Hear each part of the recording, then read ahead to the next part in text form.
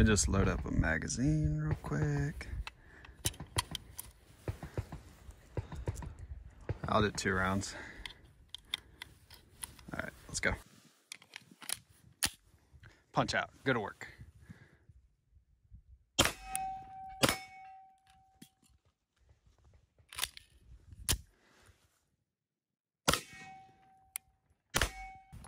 What's up guys, welcome back to the channel. It's Shane with Shoot.Cruise. Today I will be doing a review video over the CZ75 SP01 9x19. It's a lot of numbers, a lot of letters. It's a great gun. Got some rounds in there, but it's a great gun. It's nice and heavy, has a really good weight to it. I've got these lock grips on here. I feel like these are kind of a must if you're gonna get a CZ75, but what I really like about this pistol is just whenever you go and actually draw up and you're aiming on the target, as opposed to a Glock, it has a really nice draw angle. It just feels really natural. Every time I go up and put my hands up, it's almost like all 3 dots are already in alignment. I know, well, it's pretty common knowledge that with a Glock, you kind of have to have a lock wrist, cock your wrist down a little bit.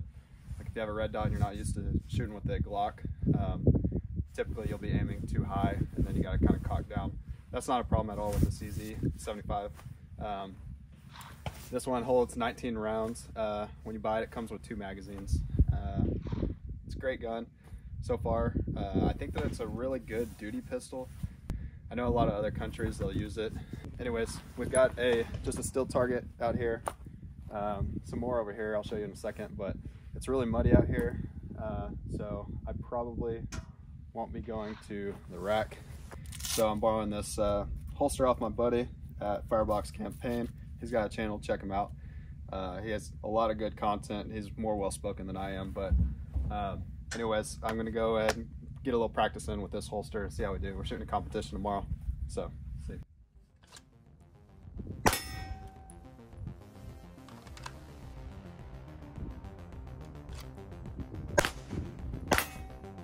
If you do what I just did right there, pull up, you miss the first shot, just put another shot on it. Don't worry, I mean, everybody misses.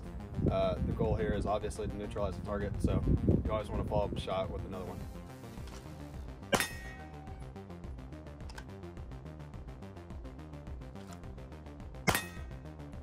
I don't know, everybody else is different, but naturally for me, it just hits right on the target. It's great.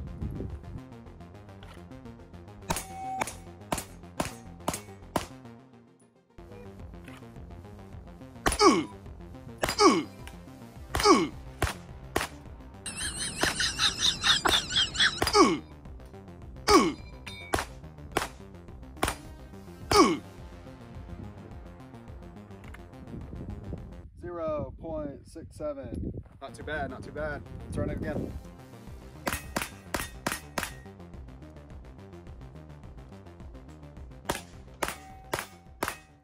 All right. So what I will say about this pistol is it's definitely a duty style pistol. It's steel frame and slide. It's nice and heavy. So, you know, if you are looking for something lighter, this is not the gun to go to. But when you have this gun in your hand, you just feel like the man who runs the town. It'd be great to pistol whip somebody, I suppose. Not as great as a 1911, but there are lots of aftermarket options for this pistol. Of course, with the SP01 as opposed to the CZ75, they added the railing here. Normally I run a Surefire X300 here. This holster that I'm running today, I don't have that cut out for the light. One of the only problems I've found so far with this pistol is due to how the bore axis is very low. There's not a whole lot of space. You can see here on top of where the actual barrel is. So putting on an RMR, a lot of companies don't really do it, but there are companies out there that do. Usually they'll cut it out and they'll put a plate there that that is wider than the pistol itself. They put a plate there, and then you stack the RMR or whatever you're going to shoot on top of that plate. A lot of people recommend against that, I guess, because they don't quite hold zero as well as if it was actually, you know, your armbar was directly mounted to the slide and not the plate. I've looked at that as an option, but so far, like I said, it's got a fiber optic front sight with this model. I know the Shadow 2 comes with a little bit different rear sight and front sight posts. I think those are usually blacked out, no dots, and then the front sight's just black, if I remember correctly. I probably will look into getting a different rear sight and a different trigger on this thing, but I will say for a stock trigger, it does feel very nice. I don't feel like I'm really having to pull a whole lot. There is a decocker model if you're interested in that, to where you get rid of the actual safety selector in exchange for a decocker lever if you want to go ahead and drop that hammer down and pull from a double action mode.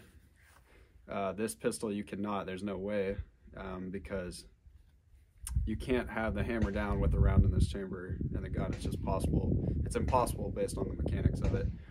But I did want to go ahead and say again with the lock grips here, what comes on the pistol is they feel good. It feels very natural in the hand, and you talk to anybody that shoots or even picks up a CZ, and they'll tell you that CZs feel very, very natural in the hand.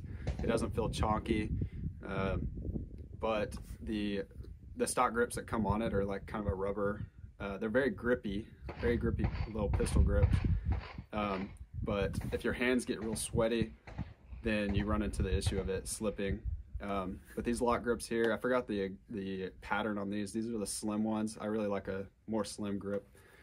But they make some that are like a normal, a slim, and then I guess a fat boy model on the grips. But these, I believe, run like 70, 80 bucks or so. They're super easy to install. I would say it's worth it. This particular pattern's not too aggressive on the hand, but you're definitely not going to drop it if you're sweating, if you're running, if you're rapid firing, anything like that. So I just want to say thanks for watching the channel. If you like this content, like, comment, subscribe. Be ready for more videos coming out soon. I wanted to end also by saying that the CZ75 SP01 is a great pistol.